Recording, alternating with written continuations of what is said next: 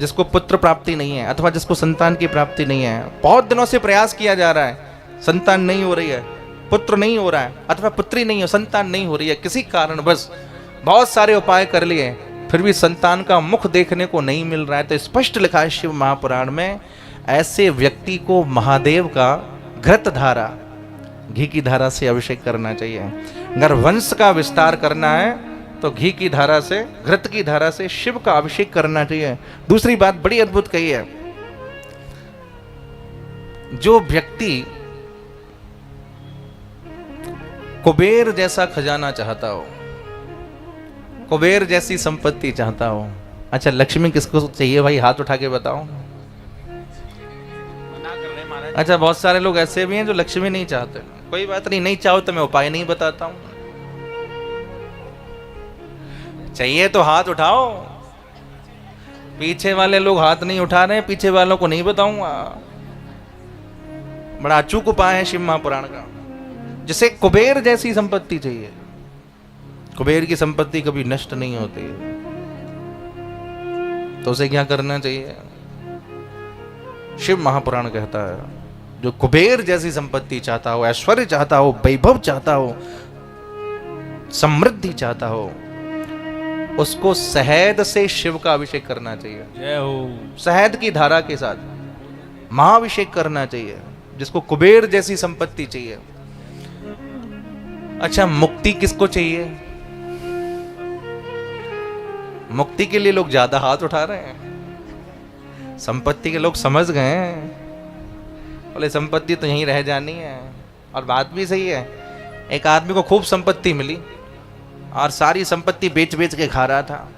किसी ने कहा कि भाई तुम्हारे बाप दादाओं की इतनी संपत्ति मिली, पूर्वजों की, तुम ये बेच बेच के खा रहे हो। तो पता है उसने कितना अच्छा उत्तर दिया, बोले ये वही संपत्ति है जो मेरे बाप दादाओं को खा गई, अब मैं इसको नहीं छोड़ूंगा, मैं इसको खा करके ही जाऊंगा। उसकी अपनी सोच, बोले कल किसके लिए है? और बात भी सही है भाई, पूत सपूत तो क्यों धन संचय लोग सोचते हैं बच्चों के लिए करना है, उनके लिए। अरे भाई किसने देखा है कल क्या होगा? इसलिए संपत्ति के 3 भाग हैं, दान, भोग और नाश। पहला लक्षण है दान करिए, जहां आपकी श्रद्धा हो अर्पित करिए। और दूसरा है उसका उपभोग करिए, उपयोग करिए, बर्बाद मत करिए, उपयोग करिए।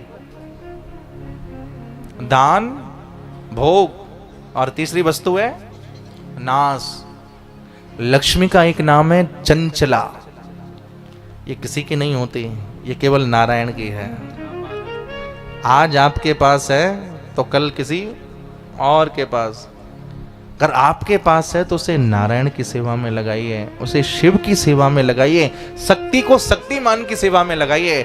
मैं व्यासपीठ से कहता हूं, अगर आपकी लक्ष्मी, आपकी संपत्ति, आपकी समृद्धि महादेव के चरणों में जा रही है, शिव के उत्सवों में जा रही है, शिवरात्रि के उत्सवों में जा रही है, श्रावण मास के सुंदर पावन पर्व में जा रही है, शिव कथा में जा रही है, शिव अनुष्ठान में जा रही है, शिवाभिषेक में जा रही है, कर्म कांड में जा रही है, तो आप विश्वास करिएगा मेरी बात पर, आपने प्रेम के साथ में एक बिल्व पत्र भी अगर महादेव के ऊपर अर्पित किया है तो महादेव उस बिल्व पत्र के बदले आपको कुबेर भंडारी की संपत्ति दे देंगे। जय हो, जय हो। लिखा है शिव महापुराण में, जिसको कुबेर जैसी संपत्ति चाहिए उसको शहद की धारा से अभिषेक करना चाहिए। जिसको मुक्ति चाहिए, किस किस को चाहिए मुक्ति? मुक्ति बैठे हैं,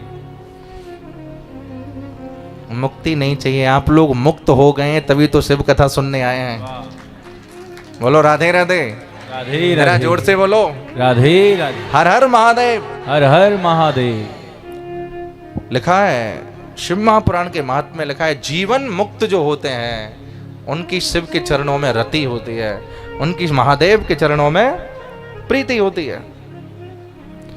जिनको अपने जीवन में मुक्ति चाहिए उनको गंगा जल से महादेव का अभिषेक करना चाहिए।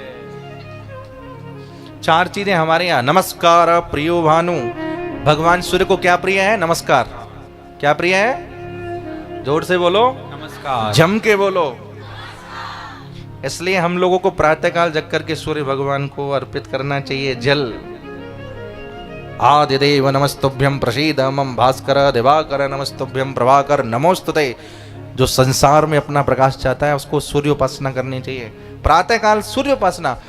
और भगवान सूर्य को प्रिय है नमस्कार, और भगवान विष्णु को क्या प्रिय पता है?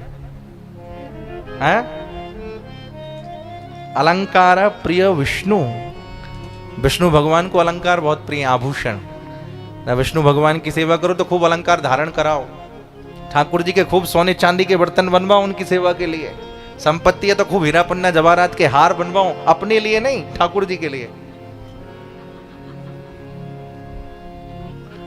उनको अलंकार प्रिय है। और महादेव को क्या प्रिय है? बोले जलधारा प्रिय शंभु। महादेव को गंगा जल की धारा प्रिय है। और इन ब्राह्मणों को क्या प्रिय है? मिष्ठान, वाह, जय हो। मीठा। मैं नहीं कह रहा हूं, ये बात लिखी हुई है, मैं तो यहां की बात आप तक पहुंचाता हूं भाई, ये कोई मेरे मन की बात नहीं है। इसलिए ब्राह्मणों को जो प्रिय है वो है मिष्ठान, विप्रों को भोजन, भोजन में भी मिष्ठान। और मिष्ठान में भी क्या? बोले चोतत घृत प्लुत मदन हृतभुंग मुखेना घी का लबलबाता मालपुआ। जय जय। आहा, मुंह में पानी आ रहा होगा। रबड़ी में डाल करके कोई ब्राह्मण को पवावे तो महाराज कहते हैं ब्राह्मण प्रसन्न होकर के आशीर्वाद देते हैं तो शिव भक्ति प्रौढ़ होती है, शिव भक्ति बढ़ती है। इसलिए धरती के देवता हैं ब्राह्मण, इन्हें भूसुर कहा जाता है, भूदेव कहा जाता है। तो घृत की धारा से, शहद की धारा से, गंगा जल की धारा से अभिषेक करना चाहिए। तेल की धारा का भी एक नियम बताया है। जो व्यक्ति अपने शत्रुओं को पराजित करना चाहता है, अपने दुश्मनों का विनाश करना चाहता है, अथवा जिसका कोई भी काम अटक रहा है, बहुत सारे लोग के कोर्ट में केस चलते रहते हैं, तमाम शत्रु चारों ओर से परेशान करते रहते हैं, तो लिखा है तेल की धारा से शिव का अभिषेक करना चाहिए शत्रुओं के ताप के लिए। महादेव का तेल की धारा से, सरसों के तेल की धारा से अभिषेक करना चाहिए।